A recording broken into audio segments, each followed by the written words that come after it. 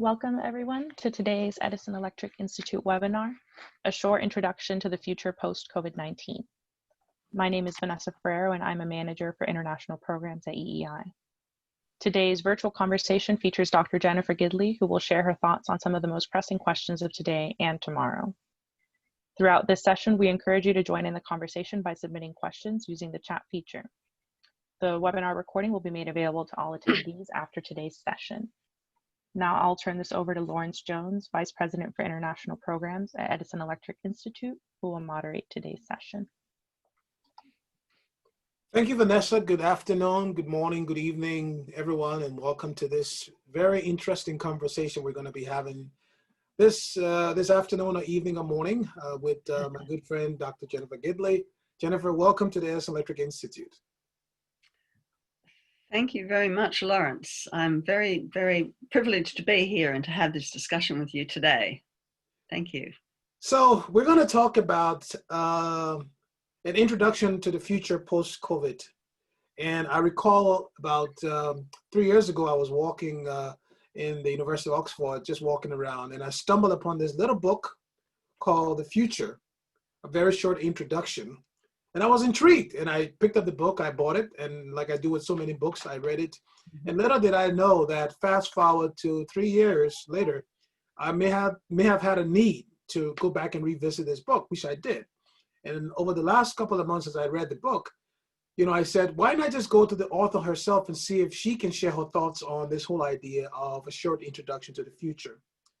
So to kick us off, Jennifer, why did we need to have a short introduction to the future in the first place?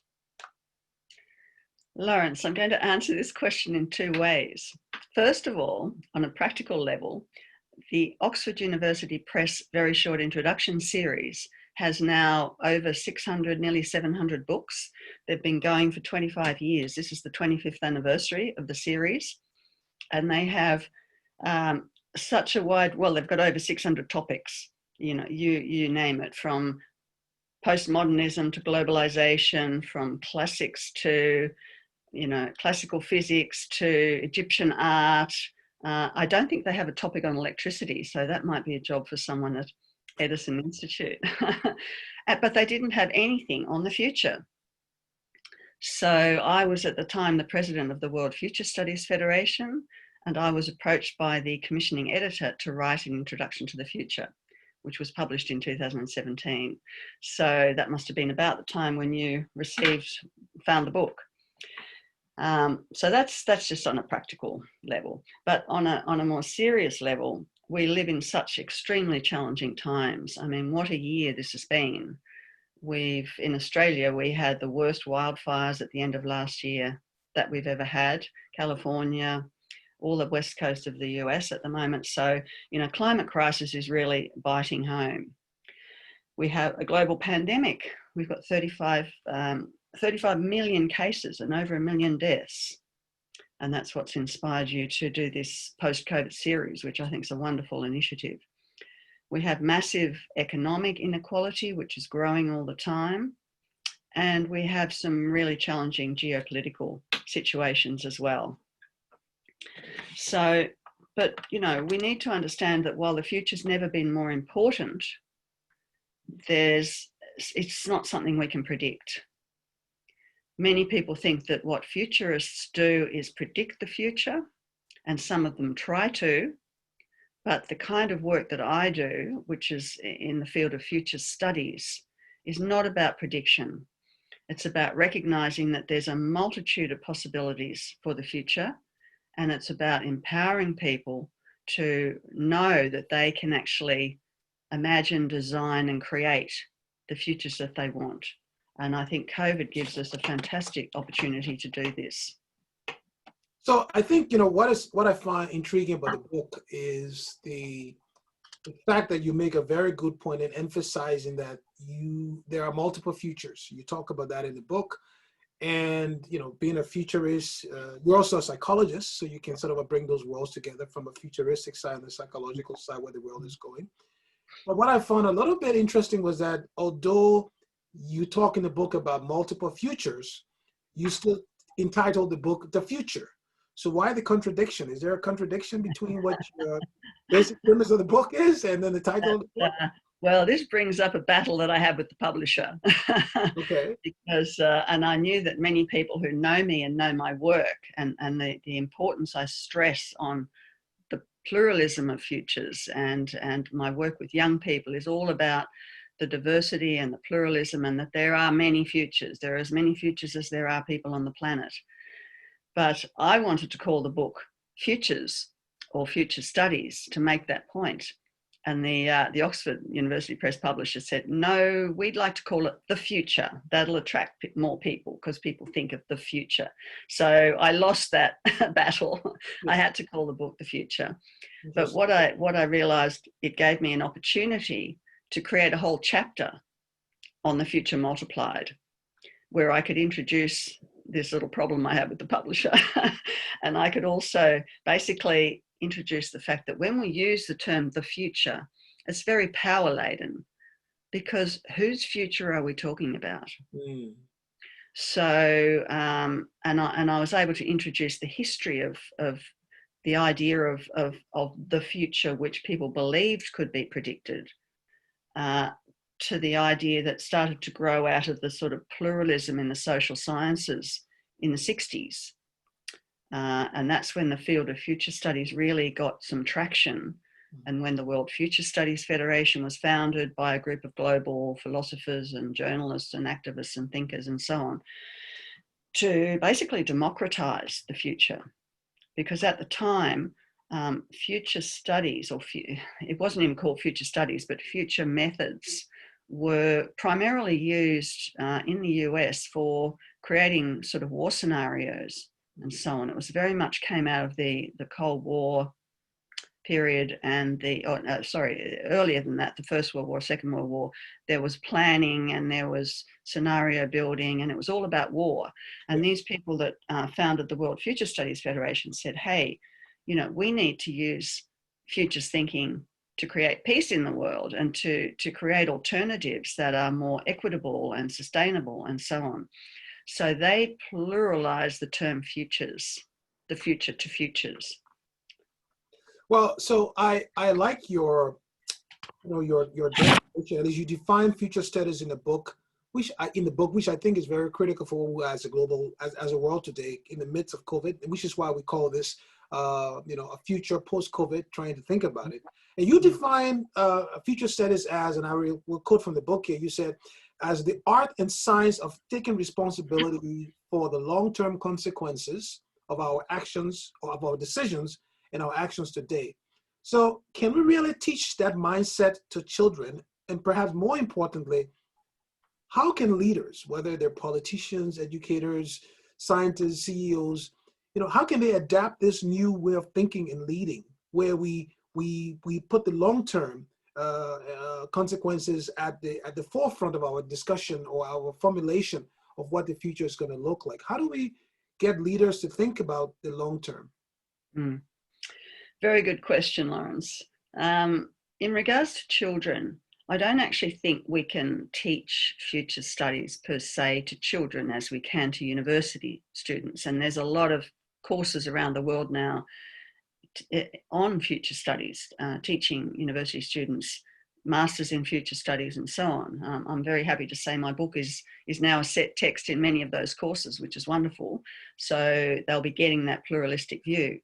But with children, what you can do is lay foundations so that as they grow up, they're going to have a more creative mindset. They need what we need to do in order to develop that mindset is to have imagination. We need creativity. We need systems thinking. We need this kind of integrated thinking that shows the interconnectedness of things. And we need children to learn responsibility. And we need to develop a sense of higher purpose in children. So a sense of, we're not just here for ourselves, we're here for the common good. And I think if you educate children developing all those qualities, you're going to have young people growing up as adults who will take responsibility for the consequences of their actions in the long-term future. in terms of CEOs, leaders, political leaders, and so on, basically I'd say that those who can adapt and change their thinking to think long term will be the true leaders for tomorrow. Those who can't will lose the respect of generations to come. I think we're seeing big shifts in the millennial generation. Mhm. You know, many young people are very aware of the issues of the importance of sustainability and you know, equity in cultural and social issues, and they won't work for corporations that don't have the values they have. So I think that we're seeing a sort of a changing of the guard, if you like, but it's going to be, won't be a smooth ride. And do you think, Jennifer, that the sort of the dominant mindset around the dominant paradigm in society has been the issue around short-term thinking or short-termism, and that some would refer to as That's right. long-range thinking, right? So how does the former, meaning the long-range, I mean the short-term thinking, how is that affecting our ability to deal with the global challenges we're facing today? This short-term mindset versus the long-term one. How is that affecting how we were able to deal with the challenges we face today? Well, it's having a huge impact. The short-termism basically, you know, arises because the global mindset is dominated by politics and economics. So, you know, politics is dominated by the election cycle, which you might say, well, that's a bit longer than the share market cycle, but it's still a 3 or 4 year cycle. And we're seeing, I think, a very good example in the US at the moment of the extent to which the election coming up is dominating everything. I won't say, you know, any more about that because I don't want to get involved in political conversation. But this short-termism means that people are not thinking about the long-term consequences.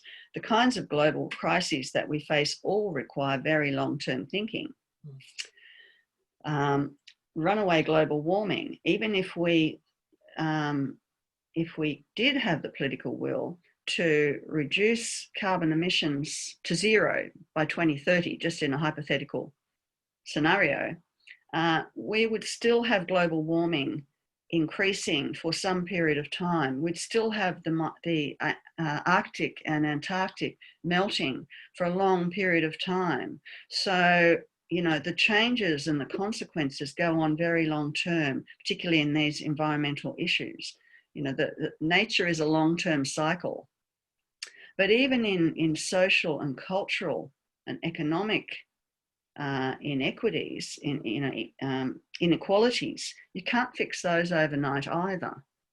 These can take generations to change. You know, children that grow up in very impoverished economic circumstances, you can, you know, you sort of see transformations and miracles and so on, but generally speaking, these changes take 1 or 2 generations to take place. And that's long-term thinking, and that can't be dealt with by the dominant mindset of economics and politics. So I want to move a little bit now to the topic of the day, which is COVID-19 and the post-COVID world, if you may. Obviously, we know that we humans, throughout history, we've had this insatiable urge to not just control our future, but to also even try to predict it, right? And we know the future prediction is fraught with all kinds of complexities, it's fraught with uncertainties. And so as we think about a world post-COVID-19, how do we go about doing it? I mean, how do we start thinking about what the world is going to look like post-COVID-19? Well, the model of prediction, the idea that we can predict the future, you know, really goes back to Newtonian physics, and that we live in the idea that we live in a predictable mechanical building block universe, right? So therefore, if you just alter certain variables, you can predict the outcome. But that model doesn't work for complex organic living systems, and it certainly doesn't work for humans. And the changes in science that have happened, which I'll talk about a bit later under megatrends of the mind, if we want to discuss that, that those changes, there's been so much disruption in the 20th century in that Newtonian physics was really turned on its head by quantum physics, whereby there isn't just one possibility, but there are multiple possibilities, and you can choose between them. So this is where human agency comes in, and the more that humans realize, the more that we realize that there isn't one future that can be predicted, but there are as many futures as there are humans on the planet, mm-hmm. that we each have agency and we can actually take a stand and make some changes. But coming back to the systems, how do we change? We really need to rethink all our operating systems. You know, our environmental system is heading for ecosystem collapse. Our economic systems are basically just breeding more and more inequity, and the disparities are getting greater and greater. You know, even some of the richest people in the world through COVID have become richer. You know, the billionaires, the multi-billionaires have their resources have increased, whereas the normal people, average people, many of them have lost their jobs, lost their incomes, and are extremely impoverished. You know, our geopolitical systems will need to go through a complete reset so that nations collaborate with each other, mm-hmm. regions collaborate with each other. This is the only way we're going to solve these massive problems. You know, our sociocultural systems require a major reset to deal with gender and racial and cultural inequalities. And finally, our energy systems, we need to really to get the global the GHG emitting fossil fuels down to the levels that we need to get to for the Paris Agreement to not allow global warming to go beyond 2 degrees warmer than pre-industrial levels. Mm-hmm. We really need to redesign our energy systems. And you know, people are doing that. I know you're doing it at the Edison Institute. But these are all systems that have to be rethought and redesigned for a new world. And I like what you said with regards to the multiple futures emerging and bringing the quantum physics and that part of it to the conversation.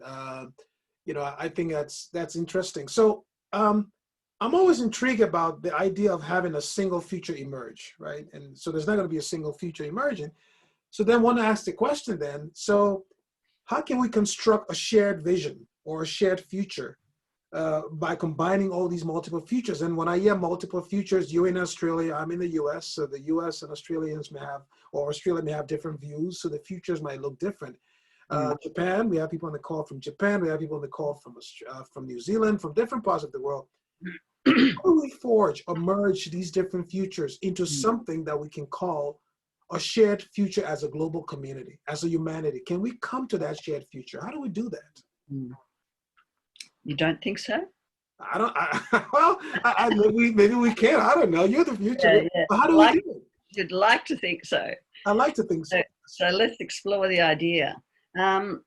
Look, I think when I say there won't be a single future, I think there are two possible scenarios where we could have something resembling a kind of a single dominant future, which would be pretty undesirable. These are worst case scenarios where there could be a dominant world power, which could really create a dominant future. There sort of have been dominant futures in a sense of global mindset, but in a scenario where there's, you know, geopolitical shift and a certain nation or nations become dominant that have a particular view of the future and oppress other nations and cultures. You know, that's one worst case scenario. That wouldn't be just simple though, because there would be huge resistance and there'd be pockets of this and that going on. So it still wouldn't be one single future. The second worst case scenario would be that we really kind of fall into ecosystem collapse. And we have such severe climatic responses that everybody's impacted. And that's the thing we really have to avoid. So to get back to your question, can we have a shared future? And I love that idea. I think it's, one of my preferred ideas as well. To get there, we need higher order thinking. We need to move from this concept of when we're speaking about things, we debate, right? I spoke about debate before, and I had a debate with OUP and I lost the debate, because the thing about debates is when you have a debate, someone wins and someone loses. Yes. And you've got your political debates coming up, which, will be behind plastic shields and whatever because of COVID, which is interesting. But instead of debate, we need dialogue. And they're very, very different, because in a debate, one wins, one loses. In a dialogue, both sides or several sides, many perspectives are respected. And the purpose of a dialogue is for each person in the dialogue to learn to respect and appreciate the views of the other, right? So I think, I want to get back to one part of the book that I found very fascinating, is where you talk about crystal balls, flying cars, and robots. In fact, one of the listeners have already sent a question about artificial intelligence and robotics, so we'll get back to that question. But I know that a lot of politicians and management consultants and others talk about crystal ball. And in the book, you kind of take a contrarian view or somewhat opposing view to the use of this notion of crystal ball as a way of trying to simplify the complexities of the future in front of us. And so if we cannot talk about crystal ball, which is what you hear today, everyone has a crystal ball about post-COVID world. And you're saying, look, guys, don't talk about crystal ball.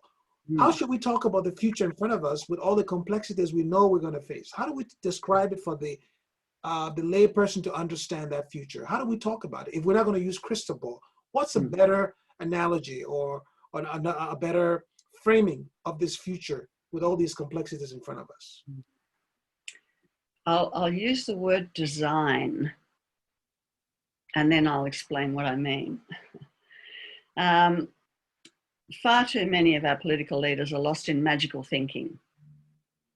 Whether you call it crystal ball or not, and my beef with crystal balls is that whenever I've been interviewed by the media and an article's published, no matter how much I talk about all these different methods in future studies and all this plural view and so on, they always have a crystal ball on the front of the article. And it's very annoying. They don't get it.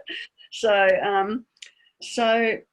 when politicians ignore the science of climate change, for instance, refuse to commit to the kind of emissions we need to keep the warming below 2 degrees above pre-industrial levels, as the Paris Agreement requires, they're using magical thinking.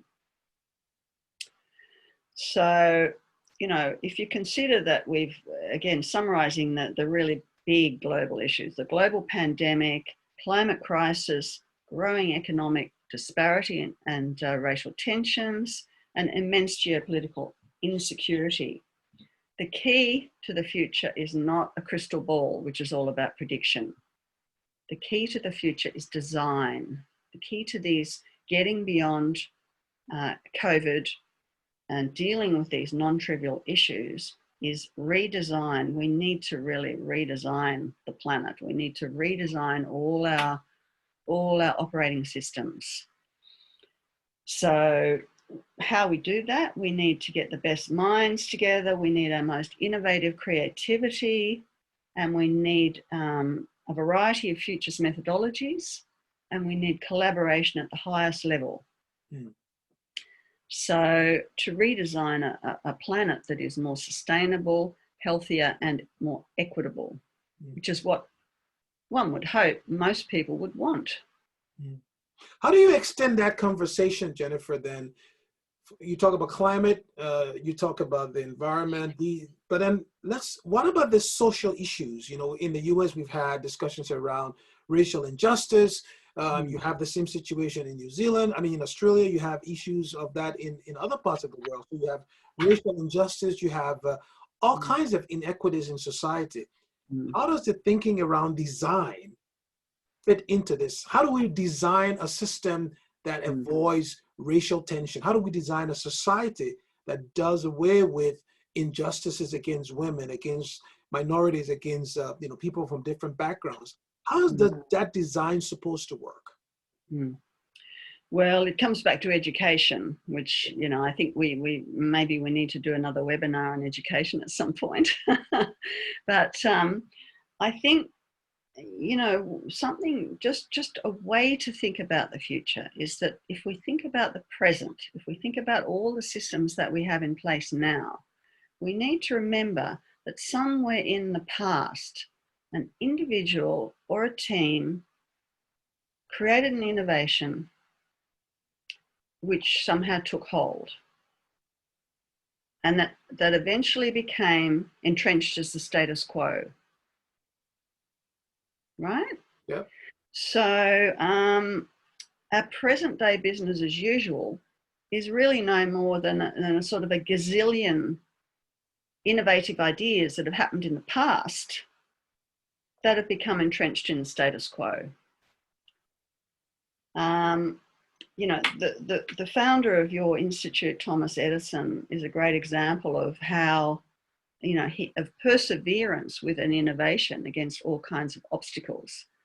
As I understand it, he and his team worked with something like 3,000 theories and I don't know how many thousand practical attempts before he succeeded in creating the incandescent light bulb. Now imagine if at some point he'd given up. We wouldn't be able to be speaking to each other now for a start, because we need electricity to do what we're doing. But I think people often forget that whatever we have today and whatever exists in the status quo today, whether you're talking about political systems, social systems, economic systems, environmental systems, they were all in the past an idea of one person or a group of people who had the courage to persevere and somehow, often against great, social and political obstacles, create something which then continued on. And that's what we have as the status quo. So the status quo is not fixed in concrete. It's only made up of lots of little bits that humans have created. And I think when we have that realization, it should be empowering in terms of we can just create a completely different, if many of us, so many of us are creating, innovating, rethinking all these systems, these operating systems, in 100 years' time, we'll have a very different, much more positive world. So I think that speaks then to the issue of exploring new forms of collaboration to foster this. And we'll come back to that when we'll talk about participatory design, which is something you talk about in the book. Just briefly on robotics and artificial intelligence. I know you and I had a very interesting conversation, and someone asked a question, one of the listeners asked a question about jobs being lost because of robotics and all of that. But I want to broaden the conversation a little bit about robotics and artificial intelligence. And the question I have is, how can artificial intelligence, to some extent, or can it, in fact, help us to address some of these issues like extreme poverty, racial injustice, mistrust in society? Is there a role that AI can play, good or bad? Well, there's pros and cons of AI, and I'm certainly not an expert in AI, but I have, looked at this topic because I find it very interesting.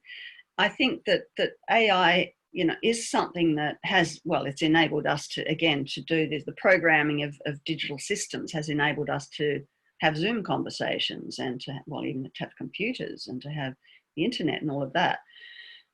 There's different levels of AI. And I think also that, in microsurgery, you have AI, little robotic arms that can do things that human surgeons can't do. Robotics are great for clearing landmines and for cleaning up environmental waste and so on, because these are high risk for humans. But there are huge, cultural limitations in terms of what can be done with some of the social and cultural issues.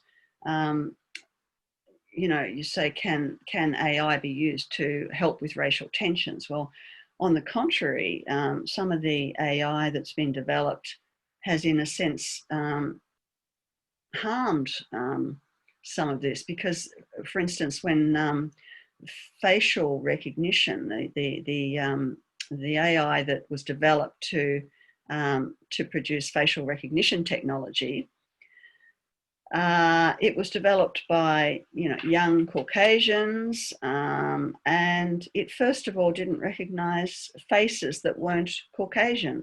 Mm. So that, for example, there was a huge hoo-ha about all of that. And the reason this is happening is because of the cultural limitations of the designers and the programmers. So the AI is only as good as the mindsets of the programmers. We have to remember that. Yeah. It doesn't really have a life of its own. And there's a huge amount of hubris, hype and hubris attached to all of this.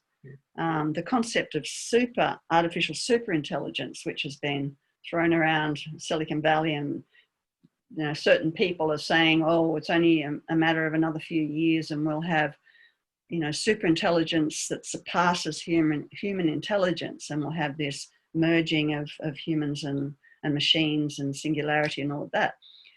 But at this stage, the very prestigious Machine Intelligence Research Institute says that what we have developed so far is still, in terms of any attempt to reach human intelligence, is just science fiction. Mm. We're only, our best AI at the moment is really only at the stage of a 6-year-old child. And then even a 6-year-old child can do things that AI can't do, you know, like be cheeky. Well, it's interesting you bring that up, because one of the things that I've been very intrigued about is the fact that human attributes or human characteristics such as empathy, love, caring, these are things that you cannot program, right? It's no matter how much you might be able to do a brain transfer of some of these neural attributes to a computer, it might be difficult to mimic that. But just before we leave the AI thing, one thing in the book I found also interesting was you make a point that many robots look like Terminator, and not like Gandhi, or not like Mother Teresa or Martin Luther King, or even the Queen of Sheba. So why do you think that, you know, most people think of a robot and they think of the Terminator? Why that sort of a linkage between the Terminator and robotics? Why not something as nice as Mother Teresa or Martin Luther King? Well, it really comes down again to the culture of the designers and developers and programmers. You know, a lot of this stuff's coming out of Silicon Valley, which is the largest and most established hub for high-tech innovation in the world. It's been very strongly criticized for its lack of gender and cultural and social diversity. So the designers and developers are predominantly young, white males. They're not necessarily terribly well educated, but they're very good at programming. So there's an element, I would say, of the Superman trope within that environment. And I see it, you know, perhaps I'm being a bit too harsh, but boys and their toys. Well, so I want to come back to COVID a minute, in the future. So I really like in the book, you use 2 frameworks. You talk about global future challenges, and you talk about global future alternatives, as you introduce the framework for us to understand the interconnectedness that we should think about when we address some of these grand challenges. So can you give a few examples of how this framework can be useful as we begin to think, imagine, and even design a post-COVID world? I know there's going to be a long answer, but let me just set it up and you can talk a little bit about that. Yeah. Well, look, basically, most of the publications on futures thinking and futures talk about the challenges, the global challenges. You know, there's books on the mega trends, and there's an enormous amount of material around, and even in the media, you mostly see the challenges being presented, whether it's climate crisis or economic disparity or geopolitical issues. Firstly, I divided I had the concept of dividing up all these challenges into these three major areas. So environmental systems, socio-cultural and geopolitical. But what I really wanted to do was, because I've worked a lot in the positive futures area and the alternative futures area, where for every challenge there are a myriad of alternatives which people often don't know about. So I've sort of made a point of doing a lot of research on who are the groups around that are doing this research on the positive alternatives to the challenges that we have. And there's a lot of groups around the world doing this, and they don't get the media publicity. They don't tend to necessarily promote themselves as much as, as the challenges get promoted. So I felt it was really important for people to be aware that there are these alternatives. There are opportunities for every challenge, but not only that, there are a lot of alternatives already going on out there in the world that people don't necessarily know about.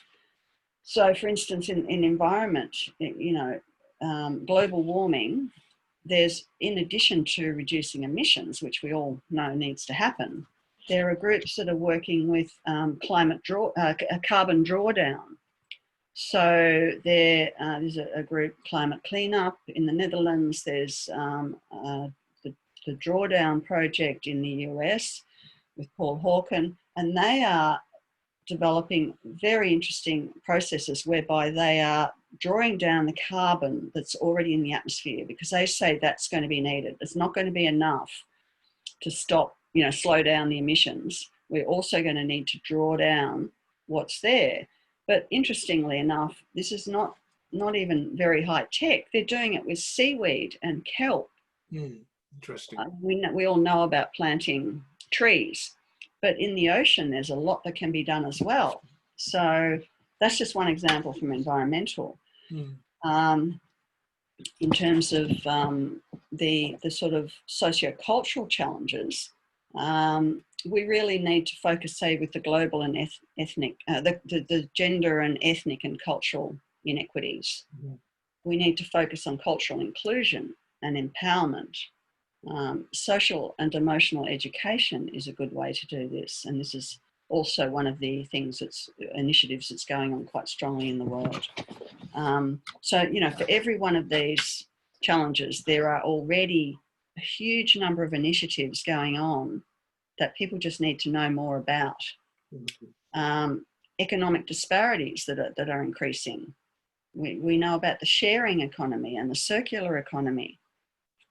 So again, people need to focus on these alternatives that are gaining traction in order to make the changes that we need to make.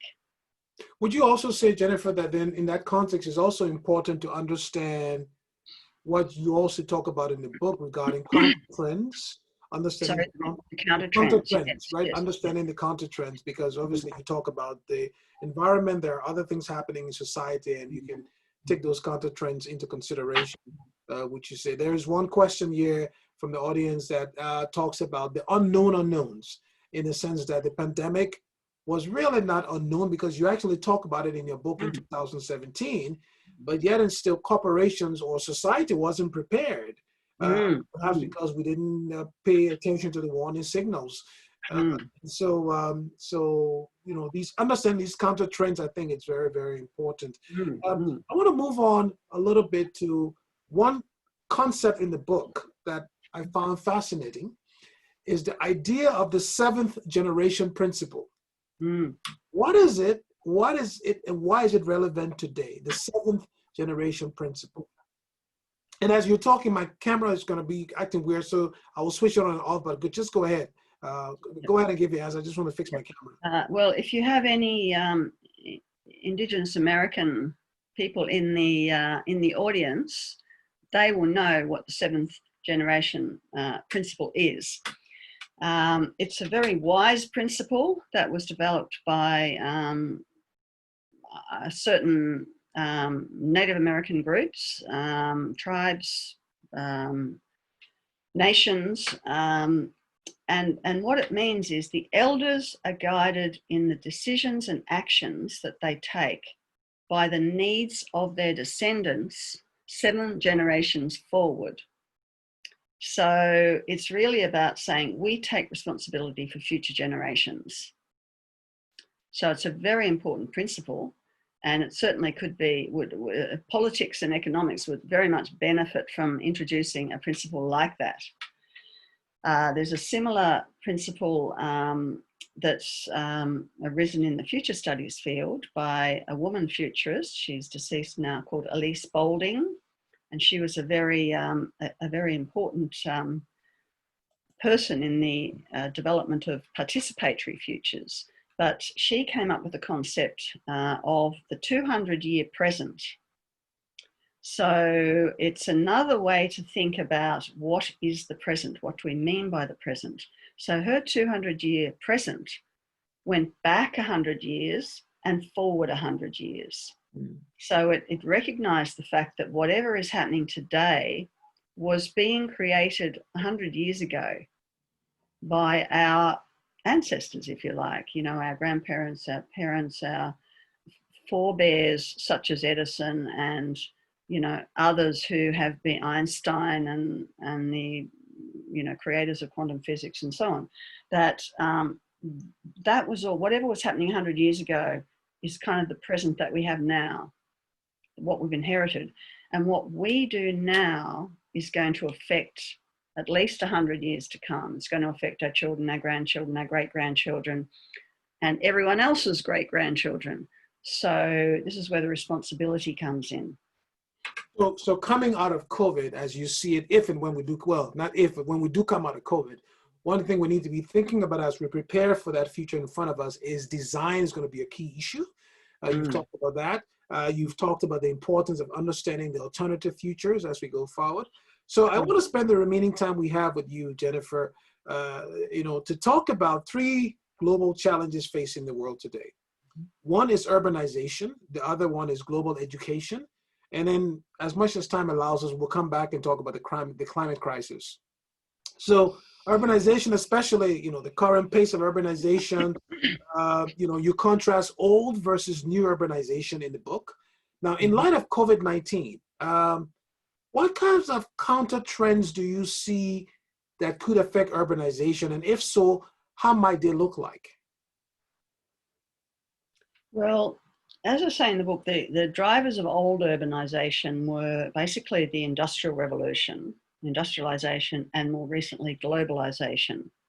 So the cities that we have that have been developed over those, through those drivers are certain types of cities. They're polluting, they're often overcrowded. Everybody works in the city. You know, the focus is everyone moved to the city. In the old idea, people moved from the rural areas into the city because that was where the work was. Okay? The concept of new urbanization, which is still emerging, is that cities should be sustainable, they should be creative, they should be connected. And so that's a whole new concept we have to get our heads around. So I think that my feeling is that COVID has created huge opportunities, because as devastating as it is, because it's been so disruptive. We've had to even right down to very practical levels. You know, I flew the other day, I wore a mask. I didn't have to, but I did wear a mask because I think it's a useful thing to do. You have to distance, you have to sanitize, all of these things. They're just very superficial things in one way, but it's been so disruptive and it's been so successful in showing us that we can change our behavior. So in Australia, for instance, coming back to urbanization, you know, large numbers of people worked in the city. They would commute from dormitory suburbs, often 2 hours a day, sometimes longer. And even though their job might have been a very digitally based job, they still did the commute and still based in the city and so on. Many of them dreamed of one day, moving to the country and telecommuting, but they didn't do it. Suddenly with COVID, all of these people had to work at home. And so people have started thinking, the city is not the place where I really want to be. I don't want this commuting. I want to actually have a more quality lifestyle. I can still work from home and save the 2 hours that I'm commuting. So what's actually happened in Australia very recently is that the apartment prices in the cities have dropped right down. It's happening in London as well. I don't know if it's happening in the US or other places, but London rents have dropped by 20%. People don't want to live in the cities. Why would you? And the rural, interesting, nice rural towns in lovely areas, properties are just going through the roof, the prices. People are moving, they're selling like hotcakes. So this is a huge demographic shift. So what we'll do with cities after this, we have to rethink cities. If they're not going to be places where people go as work hubs, what will we use them for? They might be more creative spaces, more, leisure spaces. So it's one of those counter trends you talk about. Absolutely. It's one of those counter trends. Yeah, definitely.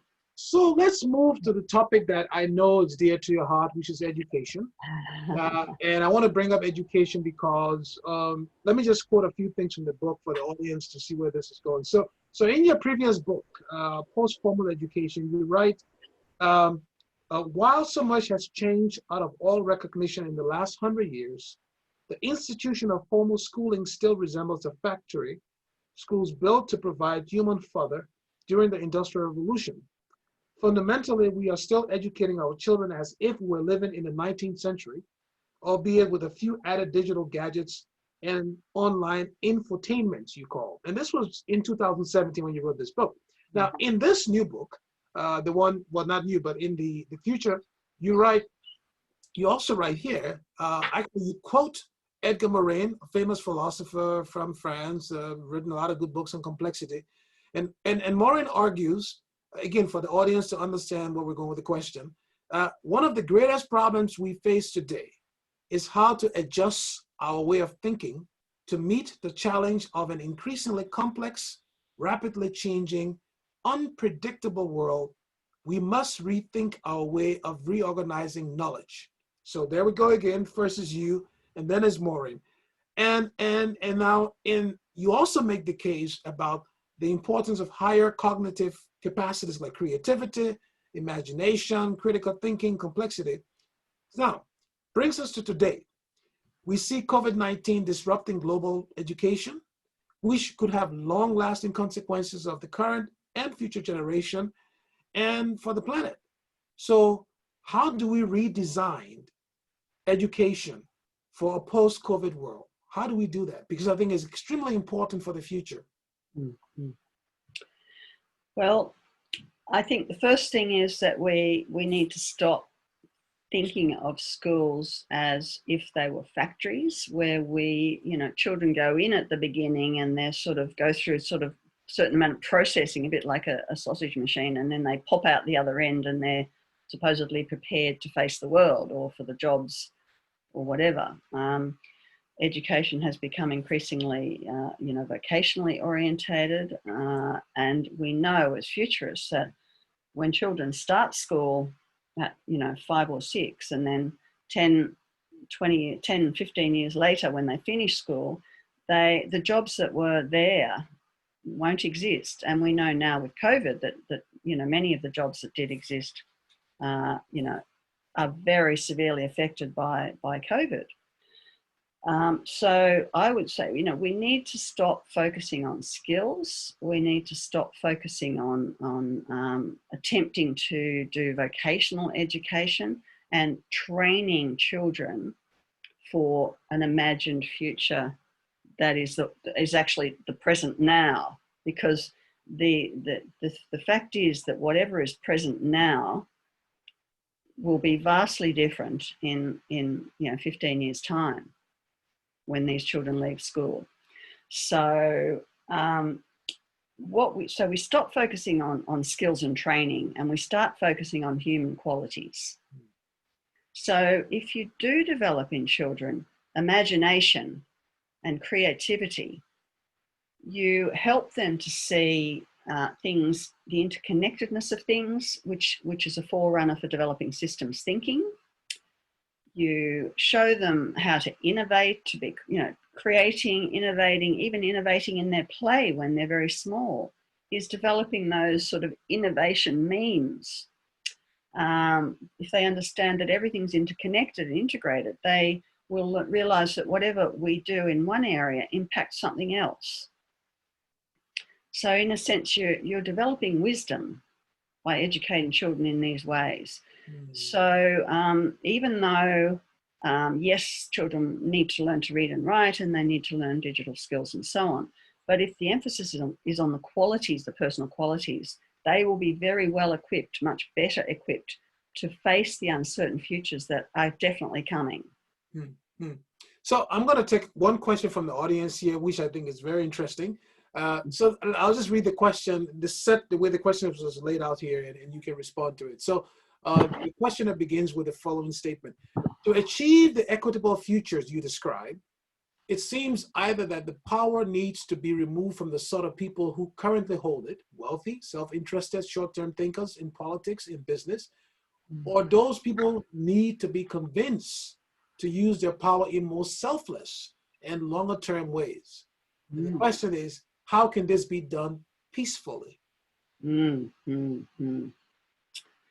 Well, I think we saw a very good example with the Black Lives Matter, where a lot of the marches, I mean, it took off around the world, as we know. It started off as one incident, which was a violent incident, and people just rose up, and this wasn't the one incident. This was a build-up of frustration, like the outrage movement, build-up of frustration over long periods of time, not just among the people who were the victims of such oppression, but other people,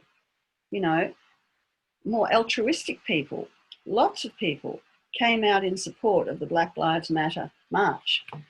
But what was interesting is what happened was the subsequent removal of symbols of oppression from the past, flags and statues, and it actually was a much more broad, it affected a much broader range of objects in society, and I think it was a really defining historical moment.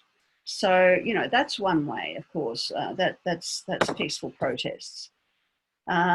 Trying to get the powers that be, the leaders so-called, to change their thinking is very challenging because they have a vested interest.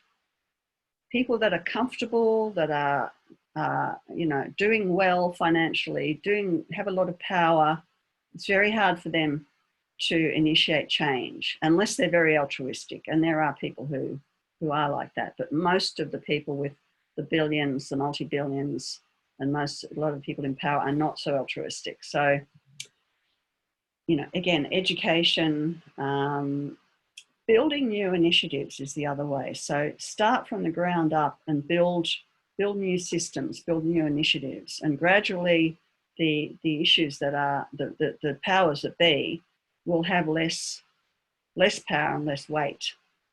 So we have about 7 more minutes left, Jennifer, and I want to get in a few more questions here. There's one that I think, so how do we avoid blind spots and black or gray swans going forward? There was a question from one of the, someone in the audience about corporations being able to anticipate what's going to come ahead of them. So how do we avoid blind spots by reducing how we avoid responding to the early warning signals that we see about the future? How do we do that? I think that's very important going forward. How do we avoid blind spots? Yeah, well, the early warning signals often come from the periphery of society because the as I said just a moment ago, the entrenched powers, economic and political, don't want things to change.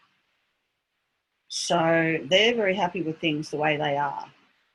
Most people are afraid of change. And most people, when they think of change, they don't think of something very different. They just default to the past.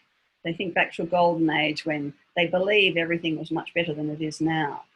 But actually, it wasn't necessarily. It's just that our memories fail us a bit in terms of remembering the bad times. So in terms of bringing about change, changing mindsets, a colleague of mine has a very interesting way of looking at this, which is the problem is not getting people to think new thoughts. The problem is helping people to get rid of the old thoughts, the old thinking. Because until we get rid of the old thinking, we don't have the space to bring in the new thinking. I'll give you a metaphor.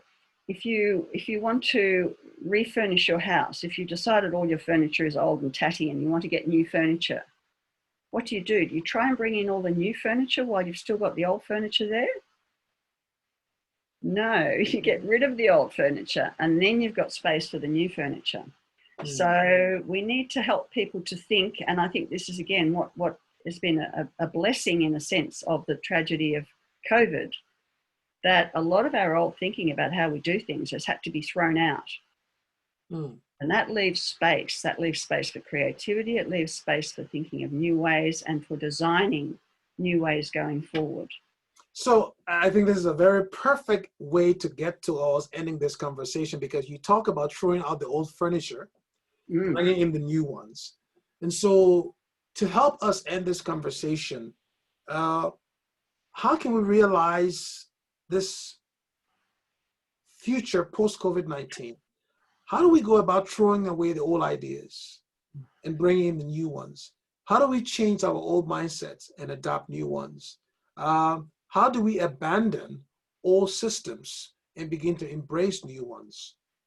What advice would you have, or what guidance would you have for corporate leaders, executives, politicians, and others who are grappling with this idea? I don't want to get rid of my old furniture. I want to carry it along, but that old furniture doesn't fit in my new home. So I need to get a new furniture for my new home. How do we do it going forward? What's your advice? Well, I think, as I've said, I think COVID has, in a sense, done some of this for us. And if we reframe COVID, notwithstanding the sickness, the deaths, and so on, if we reframe it as an opportunity, because we've had to throw out old way of doing things. We've had to homeschool our children when we hadn't thought of it before. We've had to do digital education when we didn't really like doing that kind of thing. We've had to telecommute from home, which we thought we'd hate and we decided we loved. So, a lot of things have happened which have been so disruptive that we've had to change. And that, in a sense, you could say COVID has thrown out the old furniture and left us with space. And that's left people pretty scared, pretty frightened. People saying, I don't want this. I want to go back to how it was. People resisting lockdowns and masks and all of that because they're frightened. Basically, people are frightened. So I think, to sort of sum up, because I think we're in our last minute or something, there is no one future. There are as many futures as there are people in the audience, or people on the planet. We need to have the courage to have our own agency taking action. We need to choose the future we want. We need to design the future we want, the futures we want. So we can't predict it, but there are many approaches we can use to design and create alternatives. So, and collaboration, we must collaborate. So I'm sort of thinking of the DCC, which is like Washington, DC with an extra C added. Design, create, collaborate. Design, create, collaborate. Washington, DCC. I like that. Design, create, collaborate. Design, create, collaborate. Washington, DCC. So, and finally, no matter how big and global and terrifying the challenges are, for each one there is a myriad of alternatives. And it's really up to us to do our research on those. It's all out there. I mean, you can find them in my book if you want to read my book, but there are alternatives everywhere, and there are quietly working away people developing these new systems, developing these new approaches. So at some point there'll be a flip where the old systems just either fall over or nobody wants to be part of them anymore, and the new systems start to gather strength. And that, being an optimist, that's what I see happening. And that's what my life's work is, working towards that happening. Well, Jennifer, this has been a wonderful conversation. Really enjoyed it. The book, again, is The Future, A Very Short Introduction.